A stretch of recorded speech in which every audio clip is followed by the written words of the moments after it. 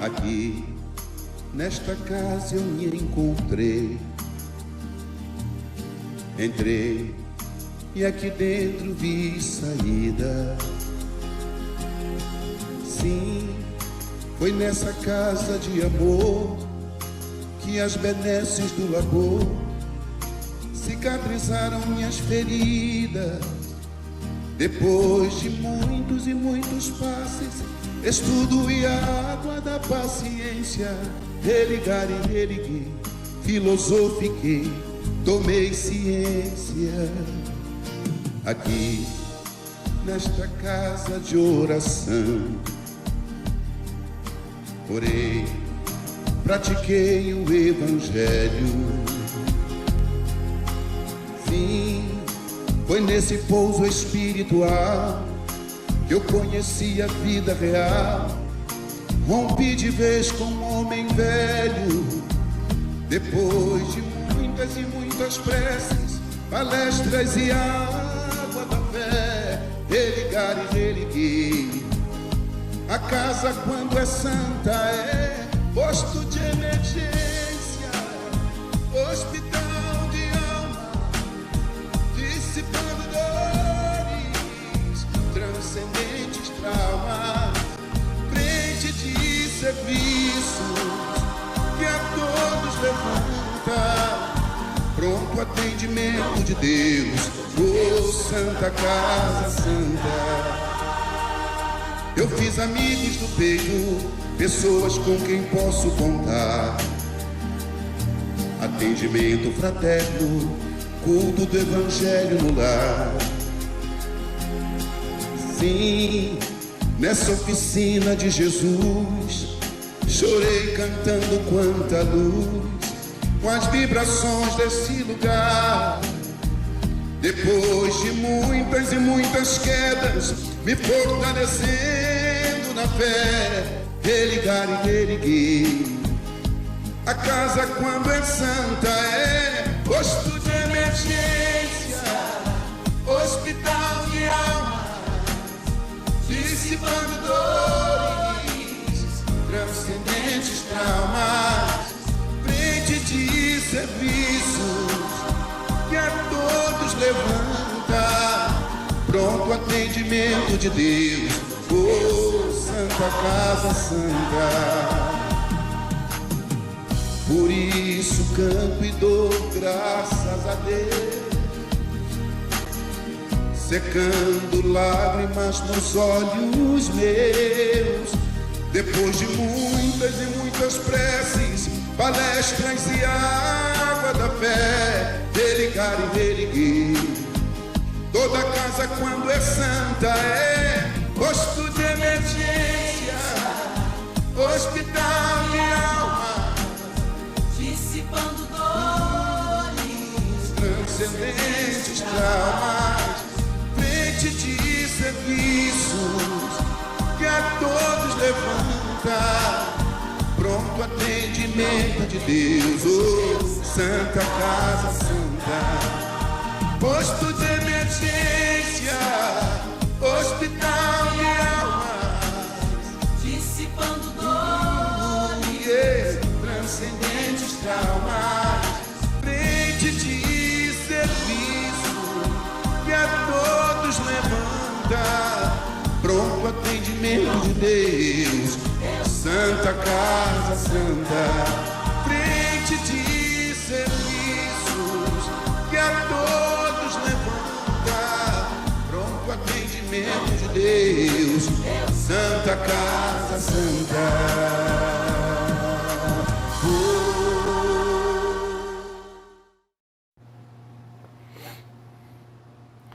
Boa noite a todos os nossos irmãos de Miguel Pereira, nossos irmãos da Casa da Paz.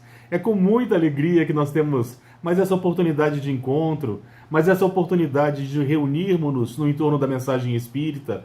E para que nós possamos ir nos ambientando, eu gostaria de convidá-los a todos que me acompanhassem na leitura de uma página do livro Caminho, Verdade e Vida, obra trazida pelo nosso irmão Emmanuel. Item 127. Enquanto é dia. Convém que eu faça as obras daquele que me enviou enquanto é dia. Jesus teria dito isso no Evangelho, registrado no Evangelho de João, capítulo 9, versículo 4. Sabemos que o labor divino do Mestre é incessante e efetua-se num dia perene e resplandecente de oportunidades. No entanto, para gravar-nos no entendimento o valor real da passagem na terra, fala-nos Jesus de sua conveniência em aproveitar o ensejo do contato direto com as criaturas.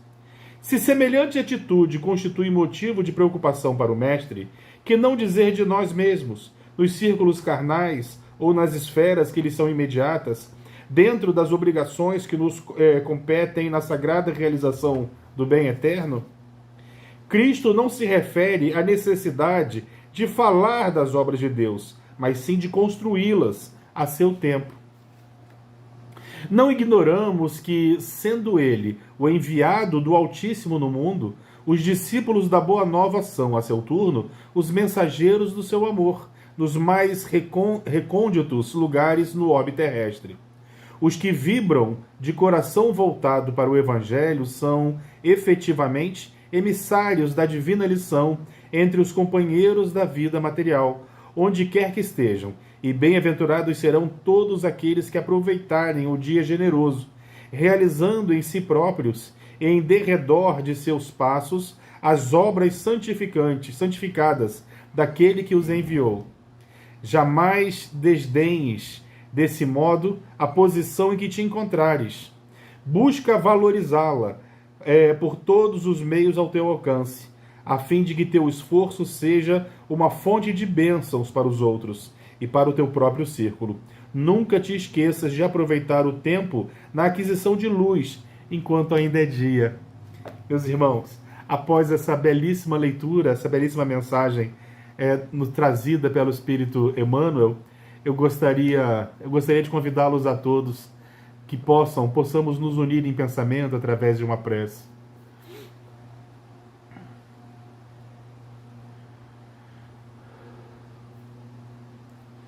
E assim, Senhor, após esses instantes de reflexão, de contemplação da Tua mensagem,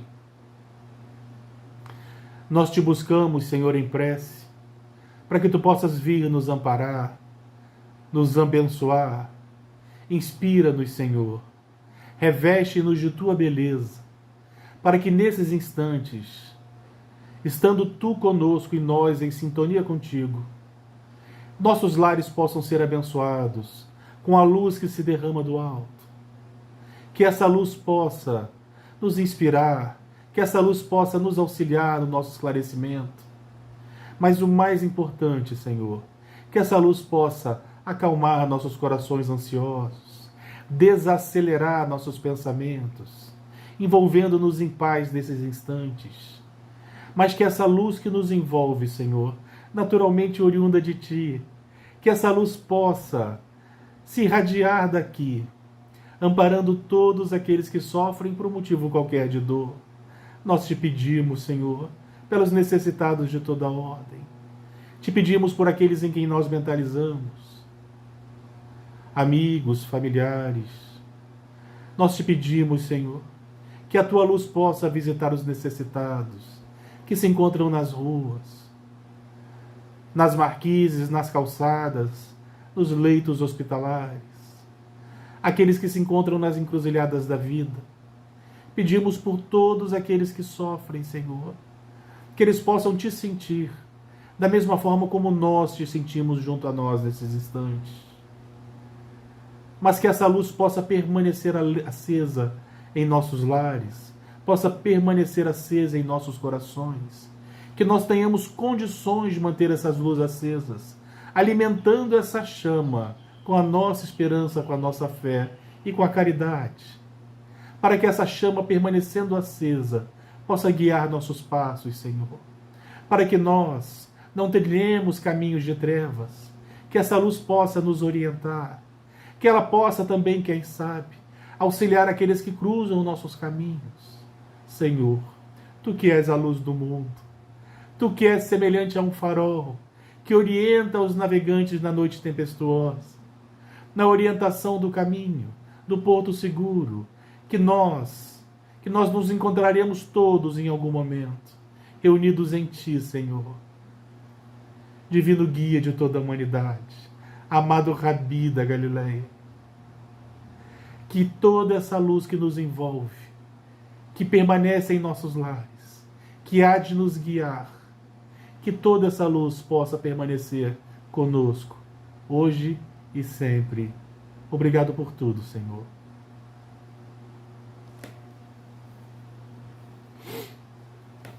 E assim, meus irmãos, nós vamos iniciar o estudo dessa noite.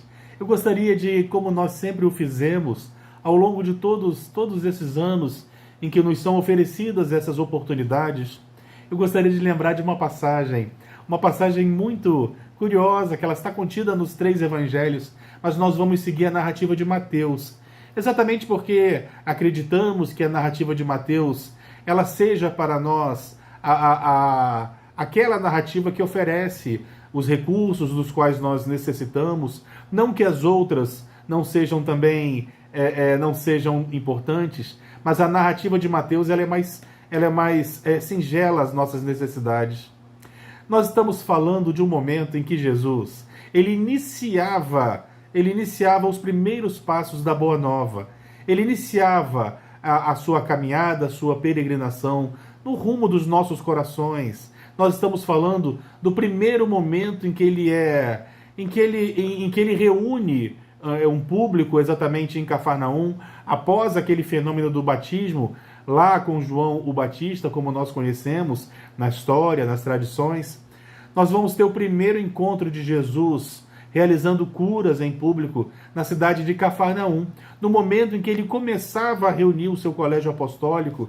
Nem todos os seus discípulos estariam ainda reunidos naquele momento, e ele já começava, naquele final de dia em Cafarnaum, ele já começava a derramar as lições do amor, da esperança. É lá em Cafarnaum, nessa ocasião, em que nós vamos encontrá-lo curando aquele paralítico que é carregado até o local numa maca, numa esteira, por amigos.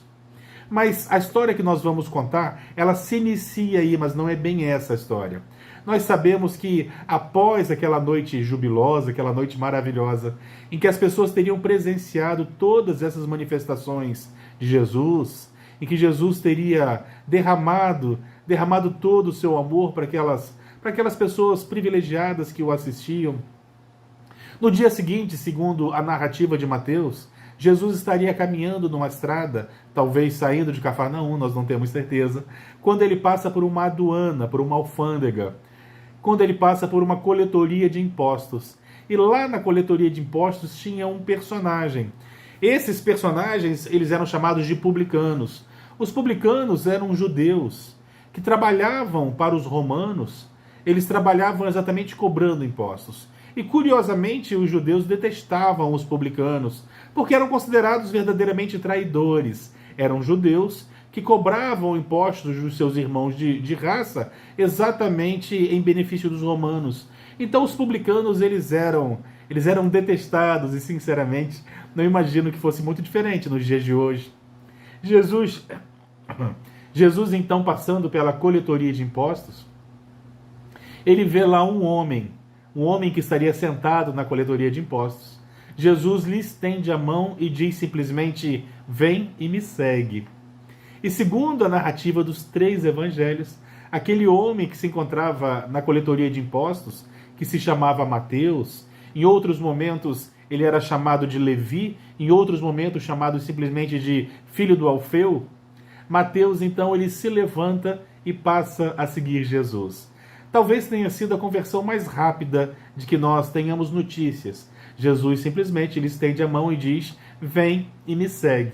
E Mateus o seguiu. É lógico que a história desses dois talvez não tenha se iniciado nesse momento. Talvez Mateus estivesse presente, por exemplo, na noite anterior e visto as curas em Cafarnaum. Talvez Mateus fosse também discípulo de João o Batista e presenciasse o batismo de Jesus, já tivesse ouvido algumas das suas pregações.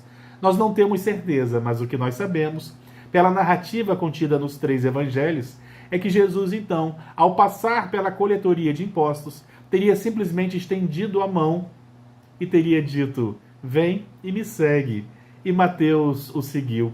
Mas ainda a história que nós iremos contar, ela também vem um pouco mais tarde. Relata-nos o Evangelho que Mateus teria ficado tão contente, mas tão contente com essa oportunidade de ter sido ele convidado a seguir Jesus, nas mãos do próprio Mestre, imaginemos, que ele teria resolvido fazer um banquete, uma ceia, uma refeição. Ele teria reunido os seus amigos, como nós imaginamos, naturalmente. Isso não está registrado nos evangelhos, mas talvez como se ele estivesse querendo criar um marco para a nova vida que se iniciaria a partir daquele momento. Ele resolve reunir os seus colegas, seus amigos mais próximos, para festejar a sua conversão. Isso também está registrado nos 3 evangelhos. Então ele chama os seus amigos publicanos, sentam-se à mesa com Jesus. Curiosamente, se aproximavam do local alguns dos chamados escribas e também os fariseus. Os escribas, eles desempenhavam um importante papel naquela ocasião, quando não existiam as gráficas, eram eles os copistas. Eram os escribas aquelas pessoas que desenvolviam, que criavam, que realizavam cópias dos pergaminhos, dos chamados textos sagrados. Então eram pessoas letradas, eram pessoas cuidadosas, queridas naturalmente, eram pessoas que conheciam as leis, as tradições, eram os escribas. Existiam também ali, e ao lado desses escribas, pela narrativa dos 3 evangelhos, existiam também os fariseus. Os fariseus eram judeus, mas eram judeus que eles seguiam uma seita. Essa seita, chamada de farisaísmo, ela teria surgido alguns séculos antes da vinda do Cristo, cerca de 3 séculos antes. Os fariseus, eles eram personagens que se auto-intitulavam como se fossem defensores das tradições e das leis mosaicas.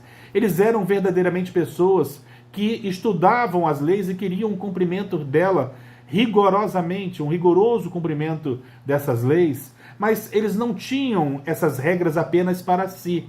Eles gostavam de, entre aspas, fiscalizar a religiosidade alheia. Se nós fôssemos definir os fariseus nos dias de hoje, eles eram fiscais da religiosidade alheia. Eles eram personagens que se achavam especiais, tão especiais que, segundo consta nos evangelhos, eles acreditavam que as primeiras cadeiras nas sinagogas, os primeiros assentos, deviam ser destinados a eles, mas ninguém poderia sentar nesses assentos. Eles se consideravam realmente tão especiais que eles usavam vestes diferentes para que fossem reconhecidos como fariseus. Eles gostavam de apontar erros, de apontar culpados. Eram verdadeiramente fiscais, mas não fiscais de si mesmos, porque isso seria muito positivo. Eram fiscais da religiosidade alheia. E Jesus, quando se referia a eles, normalmente Jesus se referia usando palavras fortes e rigorosas. Jesus, num determinado momento, os chama de hipócritas. Mas por que hipócritas? Porque eles gostavam de cobrar dos outros aquilo que eles não faziam. Num determinado momento, Jesus, referindo-se aos fariseus, afirma que eles gostavam de atar uma pedra de mó no pescoço das pessoas. Pedras de mó, ou pedras de moer, eram grandes pedras, em formato circular, naturalmente, que eram usadas para moer grãos. Não raro, você tinha uma atração animal que fazia com que essa pedra rolasse, moendo os grãos, transformando os grãos em farinha.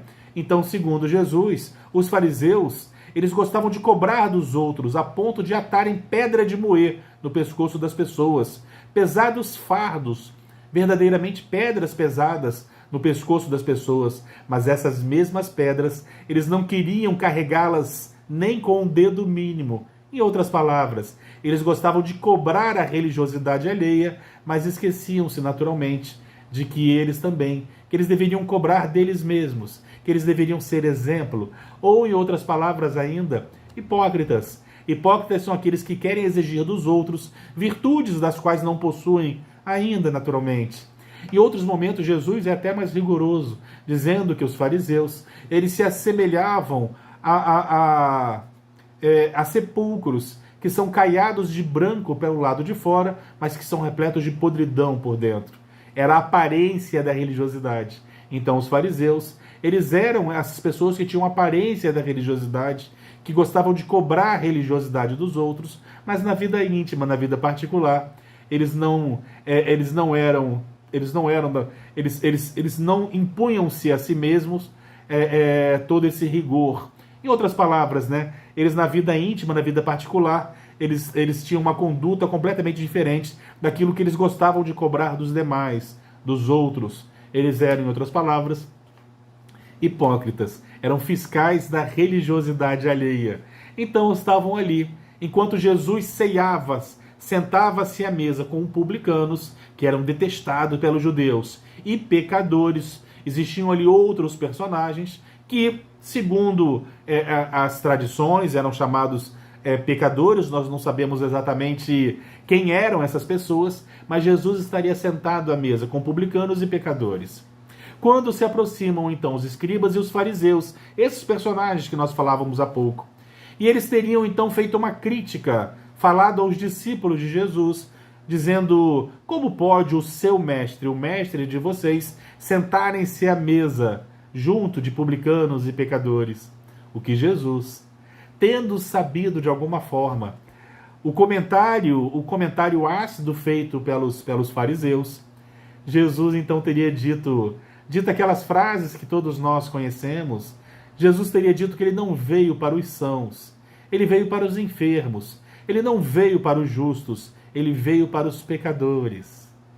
Essa frase maravilhosa servia para aqueles que julgavam o comportamento, porque estava Jesus cercado daquelas pessoas que se encontravam enfermas, aquelas pessoas consideradas erradas, aquelas pessoas que não tinham a vida pautada naquela moral e naqueles costumes. Como podia Jesus estar com elas? Jesus deixava claro que ele havia vindo exatamente para aquelas pessoas, o que para mim particularmente é muito reconfortante. Quando Jesus fala que ele não veio para os justos, quando Jesus fala que ele não veio para os sãos, ele veio para os enfermos, para os que erram, para os pecadores. Isso me invade de intensa alegria, porque eu compreendo que Jesus veio para mim, que ainda estou muito distante exatamente daquela moralidade almejada, das virtudes, de possuir as virtudes as santas. Ainda estou tão distante, ainda sou repleto de tantos vícios morais. Eu entendo que Jesus veio para mim. Isso de alguma forma me conforta, porque me reconheço alguém que tem necessidade, alguém que ainda precisa vencer a mim mesmo, vencer-se a si mesmo. Jesus veio para nós, que ainda temos o coração repleto de dificuldades morais, vícios, más inclinações. Nós ainda temos, em outras palavras, terríveis dragões nos nossos corações, que vez por outra, quando somos contrariados, quando enfrentamos determinadas adversidades, ainda manifestamos essas inclinações que ainda existem nos nossos corações. Jesus teria vindo para nós. Num determinado momento, ele teria dito: misericórdia eu quero e não sacrifício. Isso porque chegaram perto de Jesus agora os discípulos de João o Batista e também, novamente, os fariseus. E teriam questionado a Jesus. Teriam dito: por que os discípulos de João jejuam? Os discípulos dos fariseus jejuam e os teus discípulos não jejuam. Lembremos, estavam todos ceando, estavam todos sentados à mesa. Naturalmente que deviam existir ali pães, vinho. Então esses personagens perguntavam a Jesus: por que os discípulos de João Batista jejuam? Por que os discípulos dos fariseus jejuam? E por que os teus discípulos não jejuam? Lembremos a frase de Jesus: misericórdia eu quero e não sacrifício. As pessoas acreditavam naquele tempo que agradavam a Deus quando elas se sacrificavam, quando elas imprimiam em si mesmas dores, jejuavam, sentiam fome. Nós estamos falando de um povo onde a fome era muito comum. Não raro nós imaginamos que eles talvez se alimentassem uma única vez por dia. Eles estavam sob jugo romano. Toda a produção deles era cerceada naturalmente por pesados impostos, tributos que eles eram obrigados a pagar, não existia a fartura dos alimentos. E eles então acreditavam que o sacrifício agradaria a Deus. Então eles se penalizavam, eles jejuavam. Nós vamos encontrar nos evangelhos uma passagem, inclusive, que diz que eles gostavam de fazer caras de triste, acreditando que isso agradaria a Deus de alguma forma.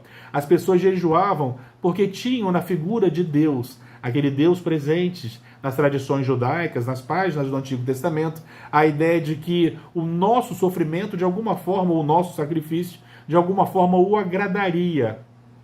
Jesus então vem com essa frase: misericórdia eu quero e não sacrifício.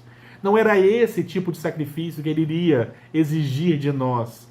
Mas percebendo que aquelas pessoas que o interpelavam não entenderiam o alcance das suas palavras, que ele não estava aqui para exigir o sofrimento de ninguém, mas ele estava aqui pedindo que nós, de alguma forma, que nós não nos sacrificássemos nesse sentido, impondo sobre nós algum tipo de sofrimento, como se isso nos purificasse ou nos santificasse. Jesus teria sido muito claro quando ele diz algo do tipo: misericórdia eu quero e não sacrifício. Misericórdia é empatia, é sentir a dor do outro, é perceber a dor do outro, é colocar-se no lugar do outro. Era isso que ele queria e não sacrifício. Tá lá, gente. Isso está registrado também nos 3 evangelhos. Misericórdia eu quero e não sacrifício. Mas, percebendo então que aquelas pessoas não teriam condições de compreender o alcance das suas palavras, Jesus teria dito algo mais ou menos assim: que não se põe remendo de pano novo em pano velho. Não se remenda um pano velho usando um pedaço de pano novo. Da mesma forma como não se coloca vinho novo em odres velhos. Será que nós conseguimos compreender o que Jesus dizia? Quando nós pegamos um pano desgastado, um pano velho, e fazemos sobre esse pano velho um remendo utilizando um pano novo, na primeira força que esse pano recebe, naturalmente que aquele remendo de pano novo ia fazer com que aquele pano se rasgasse ainda mais, porque o pano novo é muito mais resistente que o pano velho desgastado. Então, aquele remendo de pano novo, ele iria destroçar o pano velho. Da mesma forma que não se põe vinho novo em odres velhos. Os odres eram bolsas de couro. Eram bolsas de couro que aqueles viajantes usavam para carregar nos desertos o vinho, o azeite, o vinagre. Quando você coloca um vinho jovem, ele ainda está fermentando. E ele exerce de dentro para fora uma pressão. Não se põe vinho novo em odres velhos, exatamente porque os odres velhos, eles não vão aguentar a pressão do vinho novo. E vai estourar naturalmente.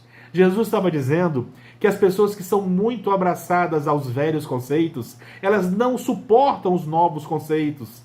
As pessoas estavam abraçadas, agarradas ao conceito de sofrimento e sacrifício, quando na verdade Jesus queria alegria. No momento em que ele é interpelado pela jejuação, ele ainda diz mais, que enquanto as pessoas estão numa festa de bodas, num casamento, na presença do noivo, todas devem estar alegres. Acontece que se em algum momento esse noivo se ausentar, aí sim as pessoas podem entristecerem-se. Se nós levarmos em consideração, por exemplo, que Jesus está se referindo ao noivo como sendo ele mesmo a sua mensagem, os seus discípulos não podem, na presença dele, serem tristes, porque nós servimos com alegria e amor. Mas quando nós nos distanciamos da sua mensagem ou da sua presença, é natural que a gente acabe voltando a esses conceitos do passado e nós nos entristecemos, é natural que seja assim, mas na presença dele, quando o noivo ainda está presente na festa de bodas, não seria justo que nós estivéssemos tristes, não seria justo que nós estivéssemos valorizando o sofrimento. Devemos ser alegres, naturalmente, na compreensão da necessidade que ainda temos de passar por determinadas adversidades, mas Jesus compreendia que as pessoas não teriam muita dificuldade de compreenderem as novidades que ele trazia. Não à toa, a própria palavra evangelho quer dizer a boa nova. Jesus nos trazia novidades. Jesus fazia com que aquelas pessoas rompessem com determinadas ideias, com determinado conservadorismo. Aquelas pessoas queriam conservar determinadas tradições, mas Jesus trazia então novidades, mas algumas pessoas queriam manterem-se naquelas ideias mais antigas. Jesus, então, usando a metáfora maravilhosa do odre e dos panos, ele mostra que novos conceitos, pessoas agarradas a velhos conceitos, não suportam novos conceitos, os novos conceitos que ele trazia naturalmente. E nós vamos perceber, lendo os evangelhos, fazendo uma leitura de todos os evangelhos, que Jesus, mais de uma vez, ele milita naturalmente no rompendo com determinados conceitos. Por exemplo, quando aquelas pessoas, aquela cultura alimentava uma ideia de superioridade racial, por exemplo. Nós vamos encontrar judeus discriminando outros povos. Nós vamos encontrar judeus discriminando samaritanos. Isso porque os samaritanos eles eram extremamente mal vistos pelos judeus. Uma explicação histórica rápida que eu vou abrir aqui um pequeno parêntese. Diz que no século VI para o século VII, na verdade mais para o século VI, né, no finalzinho do século VII para o século VI, o rei Nabucodonosor II, ele teria invadido aquela região e depois de intensas batalhas, ele teria levado aqueles personagens que viviam na Samaria, ele teria levado esses judeus, esses hebreus, ele teria levado eles à servidão na Babilônia. Foram muitas as investidas de Nabucodonosor e o rei da Judéia naquela ocasião, então, ele acaba cedendo e todo aquele povo hebreu é levado à servidão ou à escravidão na Babilônia. E toda aquela região da Samaria, que era exatamente a capital daquele povo, ela fica desocupada. O rei Nabucodonosor, então, leva todas as pessoas daquele reino, leva para a Babilônia. Entretanto, outros hebreus permaneceram mais ao sul. Esses da Samaria foram levados à servidão, mas os hebreus que viviam na Judéia permaneceram no seu território. Então, a partir desse momento, surgiria o chamado povo judeu, porque foram os hebreus da Judéia que permaneceram no território, enquanto os que estavam na Samaria foram levados à servidão. Acontece que essa servidão durou muitas décadas, eu acredito até que séculos. E povos nômades, povos de outras regiões, começaram lentamente a ocupar a região da Samaria, quando, por fim, lá pelo século V, aqueles hebreus que haviam sido levados à Babilônia começam a ser soltos, começam a retornar à sua cidade, eles encontram na Samaria uma terra ocupada. Alguns permitem-se a mestiçagem, mas outros não, outros vão para o território do sul viver na Judéia. O que acontece é que para os hebreus do sul, eles jamais vão enxergar aqueles personagens do norte como irmãos, porque eram agora mestiços. Muito embora aqueles personagens que viviam na Samaria, que viviam no território do norte, eles seguissem as tradições do Antigo Testamento, eles seguissem o Pentateuco, eles seguissem o Torá, eles não eram mais vistos como irmãos. E começava verdadeiramente uma intensa disputa entre os judeus da Judéia, os hebreus do sul, e aqueles personagens do norte, que seriam mestiços. Isso fez com que existisse uma animosidade muito grande entre esses personagens, que mesmo eles sendo muito próximos pela mestiçagem, eles se detestavam. Era comum, por exemplo, que os judeus, ao referirem-se aos samaritanos, usassem expressões, conforme nós vemos nos evangelhos, chamando de raca, cuspisse no chão. Eles verdadeiramente se detestavam. Era comum, então, que os judeus tivessem alguma animosidade com relação aos samaritanos, e ao que tudo indica na leitura dos evangelhos, também era normal que os samaritanos tivessem alguma hostilidade ou alguma animosidade com relação aos judeus. E isso, então, historicamente, tem início lá pelo século V antes da vinda do Cristo. Judeus e samaritanos se detestavam. Cerca de 2 ou 3 séculos antes da vinda do Cristo, ainda existiu ali uma tentativa de tolerância quando esses personagens do norte, os chamados samaritanos, eles passaram então a seguir o Torá, a seguir as tradições judaicas. Entretanto, eles não admitiam algumas coisas, como por exemplo, eles não admitiam a ideia dos rabinos, até porque os rabinos eles começam a surgir com o farisaísmo, e eles também não admitem a necessidade de irem a Jerusalém, que ficava na Judéia, ficava no sul, adorar a Deus no templo chamado Templo de Jerusalém.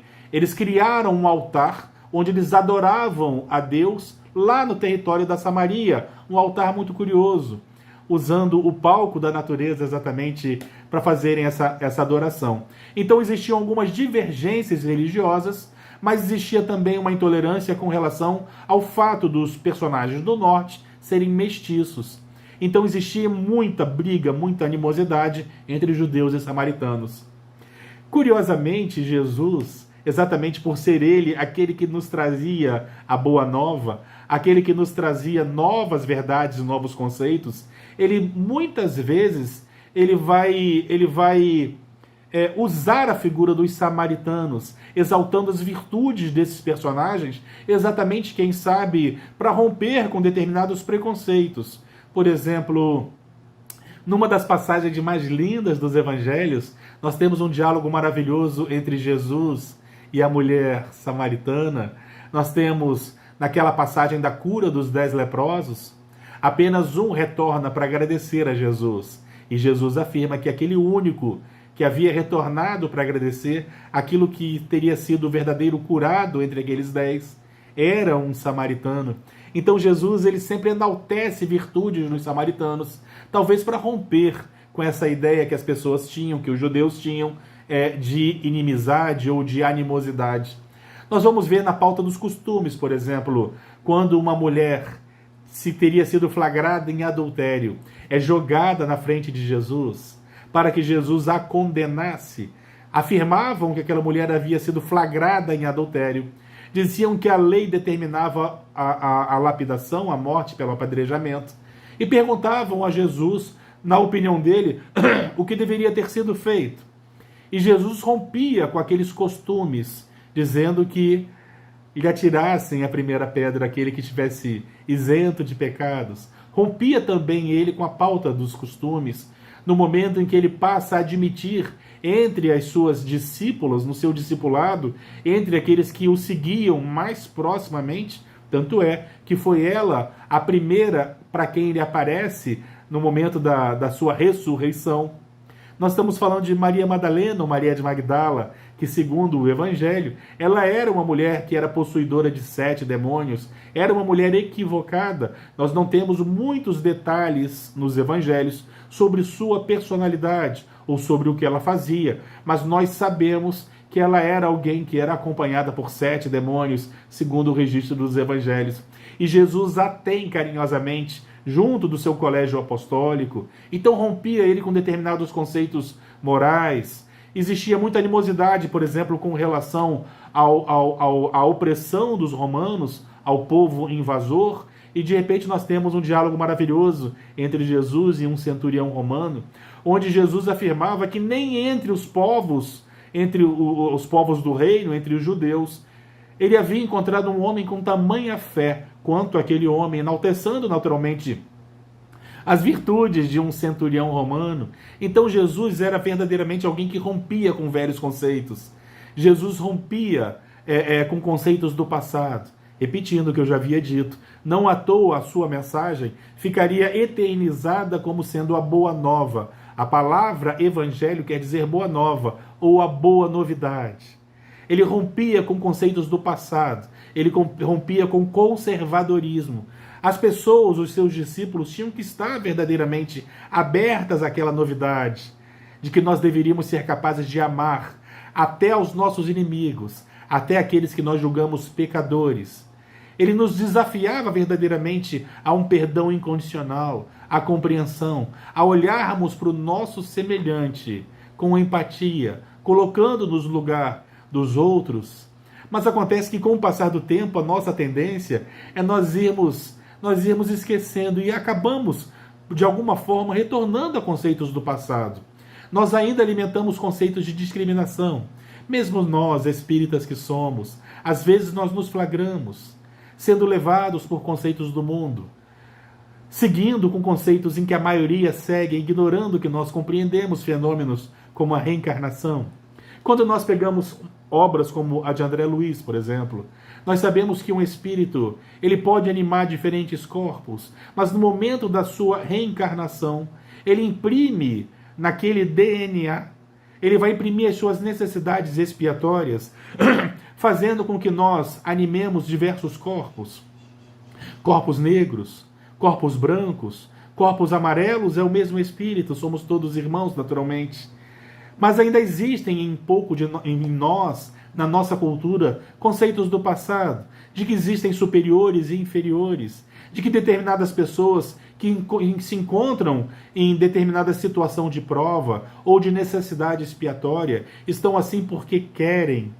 Existem pessoas que dizem verdadeiramente que determinadas pessoas se encontram naquela condição porque querem, porque não são tão esforçadas como as demais, e assim nós vamos alimentando preconceitos, ideias de que existem entre nós raças como se existissem outras raças na espécie humana.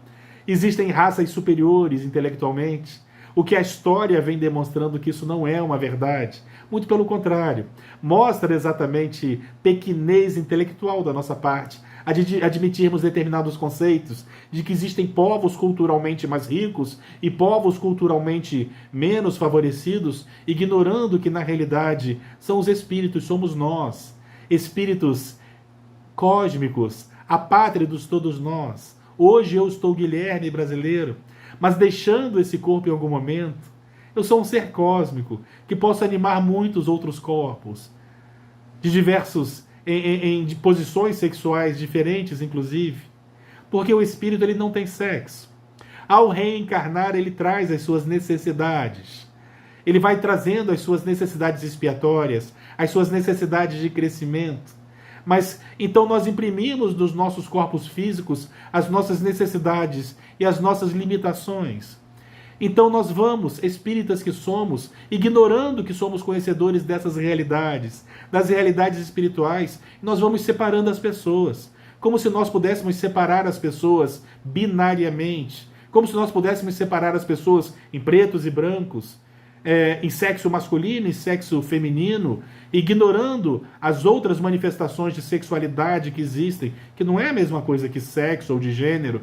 Nós vamos ignorando, nós vamos admitindo que só existe uma forma de pensar e é a nossa forma, ignorando naturalmente toda a diversidade que existe entre nós. Se nós fôssemos capazes de nos colocar lado a lado, todos nós, sem exceção, e nós esticássemos os nossos braços e nos posicionássemos, não existem duas pessoas com a mesma cor de pele no planeta. É um degradê infinito, porque somos seres cósmicos e as possibilidades são infinitas. São infinitas as nossas possibilidades de cor e outras tantas. Nós não podemos esquecer que no passado, Jesus teria vindo à Terra exatamente num povo repleto desses conceitos, por exemplo, não sei se nós sabemos, mas quando nós pegamos as páginas do Antigo Testamento, em especial um livro chamado Deuteronômio, ou melhor dizendo, um livro chamado Levítico, nesse livro chamado Levítico, está lá um texto bíblico, no capítulo 21, nos versículos de 17 a 23, nós vamos ver que pessoas que apresentavam qualquer deformação física, elas eram proibidas de adorar a Deus. Essas pessoas eram proibidas de entrar nos templos. Pessoas que fossem cegas, pessoas que fossem coxas, anões, pessoas que só tivessem qualquer diferença, elas eram proibidas verdadeiramente de adorar a Deus. Isso está em Levítico. E Jesus vinha exatamente para romper com isso tudo, porque ele ele estava sempre cercado dessas pessoas, dos coxos, dos desamparados de toda a ordem, das pessoas enfermas de diversas naturezas. Jesus não fazia acepção de pessoas, pelo amor de Deus. Não tem uma única passagem em que isso seja demonstrado. Jesus tolerava-nos a todos, de acordo com as nossas capacidades, com as nossas limitações, naturalmente. E hoje nós estamos aqui, milênios mais tarde, ainda separando pessoas, ainda ignorando as pessoas, mas acontece que quando nós viemos ao mundo, todos nós sem exceção, e nesse momento eu vou falar por mim especialmente, particularmente, quando nós viemos ao mundo, nós assumimos um único compromisso. É o compromisso de vencermos-nos. Nós reencarnamos para, através dos reencontros, recomeços, novas oportunidades, nós irmos nos lapidando, melhorando, resgatando, expiando as nossas necessidades expiatórias. Nós reencarnamos com o compromisso de sermos melhores. Ninguém reencarna com outro compromisso senão esse. Acontece que quando nós mergulhamos naquele chamado túnel da reencarnação, mitológico também, né, gente? Nós sabemos que não é bem assim. Quando nós reencarnamos, existe um fenômeno importantíssimo chamado de esquecimento do passado. E quando nós chegamos aqui, nós acabamos por esquecer os compromissos que nós assumimos. Nós até somos lembrados, vez por outra, nossa consciência nos acusa. Vez por outra, tem aqueles que se aproximam de nós, que através das suas lições, dos seus conselhos, dos seus exemplos, acabam verdadeiramente fazendo com que a gente se lembre do para que nós viemos. Todos nós viemos, sem exceção, com o compromisso de vencermos-nos as nossas más inclinações, as nossas limitações morais. Todos nós viemos com o compromisso de modificarmos-nos. Mas, com o esquecimento do passado, nós lentamente vamos mudando isso. Nós começamos a alimentar a ideia de que nós viemos a esse mundo para mudar os outros. Nós queremos determinar como é que os outros devem viver suas vidas. Nós queremos dizer como é que os outros devem se comportar. Nós não viemos aqui para isso. Naturalmente que as pessoas em sociedade, elas têm seus determinados comportamentos cerceados por direitos, em que elas não podem se excederem naturalmente. Mas nós também não. Nós temos que permitir, somos obrigados a permitir que as pessoas que estão à nossa volta tenham seus próprios conceitos. Por mais que nós não admitemos para nós esses conceitos, mas são conceitos delas. Tem pessoas entre nós que estão tão adoecidas que querem determinar até quem o outro pode ou não amar, como se fosse tarefa nossa determinar isso. Como se os outros tivessem que viver suas vidas de acordo com as nossas opiniões, com os nossos pontos de vista. Não é assim não, gente, pelo amor de Deus. A grande lição da tolerância, da compreensão, é uma lição em que nós ainda estamos engatinhando. Nós temos que aprender a tolerarmos-nos, a compreendermos-nos, respeitarmos-nos e admitirmos as diferenças que existem entre nós, que são muitas naturalmente. Porque o Papai do Céu não faz as pessoas em série. As pessoas não são feitas em série. Cada um traz toda uma história. Cada um de nós traz um universo de possibilidades. Somos todos espíritos milenares, que através das inúmeras vivências que nós já tivemos, nós trazemos as nossas histórias, as nossas necessidades, os nossos vícios, mas também as nossas virtudes. Mas nós não devemos impor aos outros como os outros devem viver, pelo amor de Deus, ou em que eles devem acreditar. Seria um enorme equívoco de nossa parte não os respeitarmos ou não admitirmos as diferenças. Principalmente nós, espíritas que somos, que compreendemos o fenômeno da reencarnação e da diversidade que existe entre nós, seres imortais e cósmicos, nas inúmeras vivências que cada um de nós já teve. Quando nós reencarnamos, nós somos um manancial de todas essas histórias. E é natural que nós tragamos, que a gente traga os nossos conflitos, as nossas dificuldades. Mas, Guilherme, você está dizendo então que nós não temos compromisso em mudar os outros? Não, é claro que nós não temos esse compromisso. Nós até colaboramos com a mudança dos outros. Mas é através dos nossos exemplos. Ah, sim, nós temos compromisso com a educação dos outros, sim. Quando são nossos tutelados. Até certo limite, naturalmente.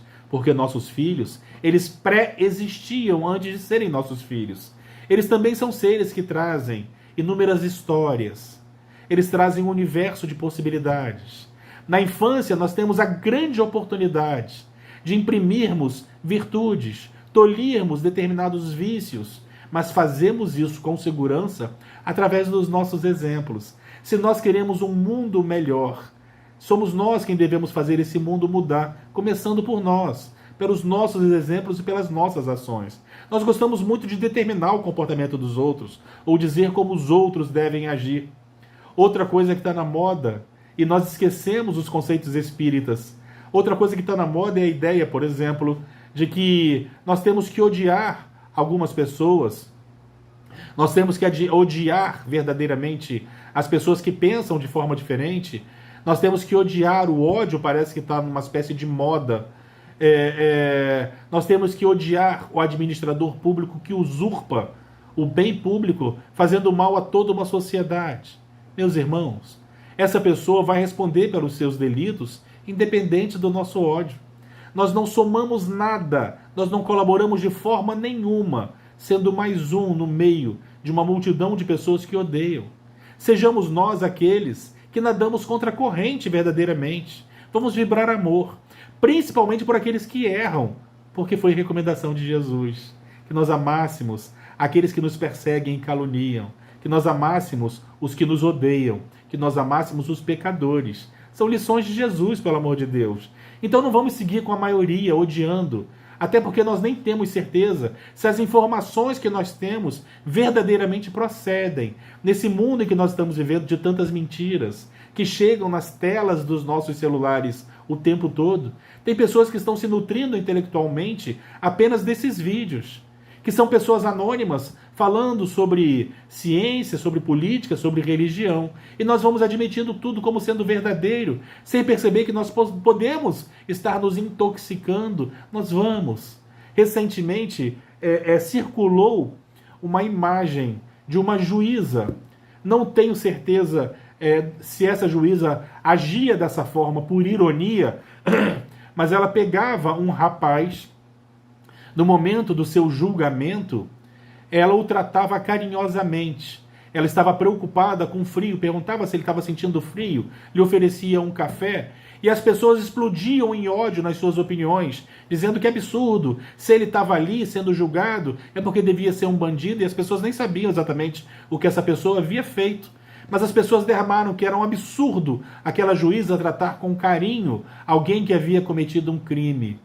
Ah, meus irmãos, o fato daquela mulher estar no papel de uma juíza não a desumaniza. Se aquele homem a quem ela julgava havia agido desumanamente para com outrem, ela não necessariamente tinha que ser desumana também. Se ele cometeu erros, é problema dele. O problema dela era ser melhor e julgar com imparcialidade. Mas as pessoas estão com tanto ódio, mas com tanto ódio, que chegaram ao cúmulo de sentir ódio de uma juíza que tratava com humanidade alguém que supostamente teria feito mal a outrem, porque as pessoas acham que nós temos que alimentar, que nós temos que corrigir o mal, é com mais mal ainda. E quanto mais crueldade, melhor. Nós estamos muito contaminados, meus irmãos. Estamos muito contaminados nos velhos conceitos. A mensagem de Jesus é o vinho novo, mas o nosso coração ainda permanece como um odre velho, que não tem condições de admitir o perdão, que não tem condições de admitir o amor incondicional. Sejamos compreensão, como nos inspira o Espírito Joano de Ângeles, num determinado momento, ao final dessa nossa jornada. Tudo isso não terá passado de um simples instante. Dediquemo-nos amorosamente a seguirmos as mensagens dos evangelhos. Por mais que à nossa volta as pessoas digam o contrário, em que as pessoas tenham valores diferentes dos nossos, o nosso compromisso é conosco. Nós não temos que seguir a opinião da maioria, pelo amor de Deus. Meditemos nas mensagens de Jesus. Meditemos nas mensagens dos evangelhos, que é base da mensagem espírita para todos nós. Jesus é nosso modelo e guia. Então, antes de julgarmos, antes de apontarmos, antes de criticarmos, que o nosso julgamento seja como se fôssemos nós. Porque à medida com que nós julgamos os nossos irmãos, nós nos julgamos naturalmente. Que nós, que queremos ser amados, aprendamos a amar e a compreender que o outro só dá aquilo que ele tem para nos dar. Se o que ele nos dá é ofensa, se o que ele nos dá é intolerância, se o que ele nos dá é agressão, é usura, usurpação, é o que ele tem para nos dar. Aos outros, nos ensinava Chico Xavier, aos outros, nós temos que dar o direito deles serem como eles são. A mim, eu tenho que me impor o dever de ser cada dia melhor. Se os outros erram, é problema dos outros. O meu compromisso é de ser melhor, tolerante e compreensivo, por mais difícil que isso seja, principalmente nos tempos em que nós estamos vivendo, de muito ódio e de muita intolerância. E pior, o momento que as pessoas só se informam e só se nutrem intelectualmente por vídeos de WhatsApp. Infelizmente, as pessoas ficam dentro de bolhas de desinformação. Não que as pessoas que estejam lá de fora dessas bolhas estejam muito mais informadas, mas é que nós vamos verdadeiramente cada vez mais agindo como manada. As pessoas todas odeiam determinado personagem, então vamos odiá-lo também. E se você nada contra a correnteza, se você tem uma opinião diferente, você imediatamente vai sofrer as consequências da intolerância e todas as outras consequências que aqueles que ousam pensar diferente sofrem naturalmente. Meus irmãos, são chegados os tempos. Amemo-nos, toleremo-nos, é esse o grande desafio, e admitamos a diversidade, que só está aí conosco para nos ensinar. Uma grande oportunidade que todos nós temos de aprendermos uns com os outros, de servirmos e sermos servidos, porque também necessitamos. Aprendamos essas lições maravilhosas deixadas pelo Cristo, quando num determinado momento perguntaram para ele qual seria o maior mandamento da lei, lembrando que nas páginas do Antigo Testamento, no livro Levítico, Deuteronômio, Números, nós temos mais de 60 artigos ou 600 mandamentos, 700, que são leis determinando a nossa conduta, o que nós devemos fazer. E perguntavam para Jesus qual era o maior desses mandamentos. Desses 700 mandamentos, um pouco mais, qual era o mais importante, qual era o maior deles todos?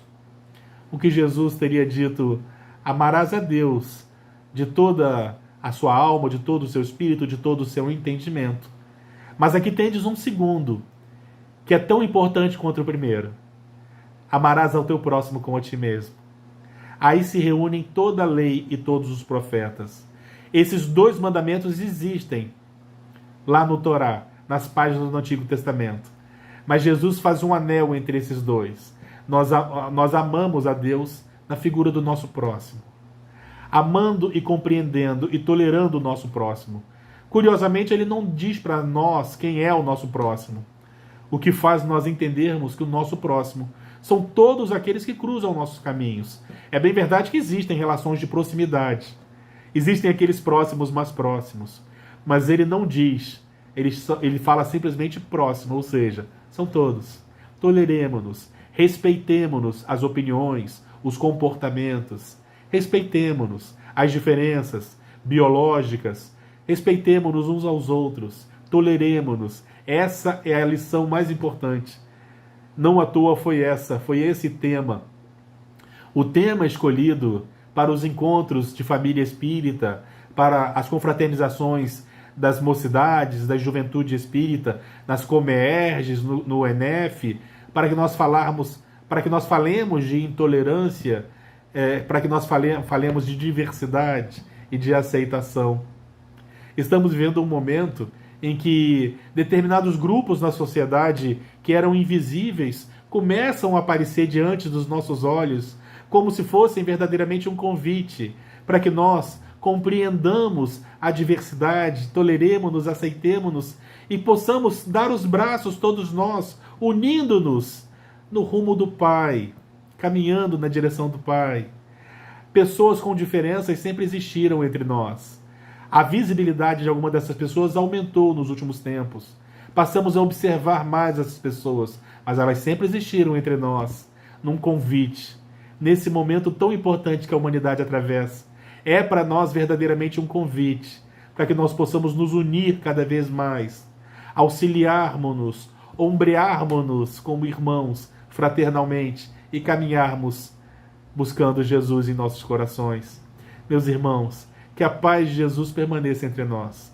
E para nós encerrarmos esse nosso encontro, eu gostaria de convidá-los a todos que possam me acompanhar numa prece de agradecimento a Deus por essa oportunidade.